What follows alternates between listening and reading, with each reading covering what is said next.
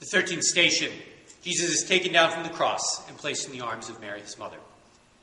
The station has always touched my heart because I can only imagine that as Mary stood there at the base of the cross holding the dead, heavy body of her son, how she must have thought back to that first time she held him in Bethlehem as a newborn baby on Christmas morning. Yet here is every parent's worst nightmare come true, Mary holding the dead body of her son. Mary had watched him die in horrible agony, powerless to save him. And in this final act of motherly kindness and tenderness, as she held him close and I'm sure wept over her dead son, Mary's heart had to be breaking. Yet somehow in the midst of the pain, in the unimaginable grief that Our Lady suffered, she found faith.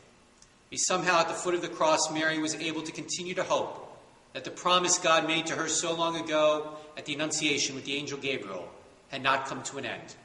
Certainly this could not be the last chapter in God's loving plan. I'm sure Mary didn't know what would happen next, but yet deep down in her heart, her faith told her that God was not done. And somehow in the midst of the grief, Mary continued to believe.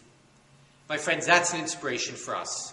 Because like Mary, we know how difficult, painful, and even tragic life can be.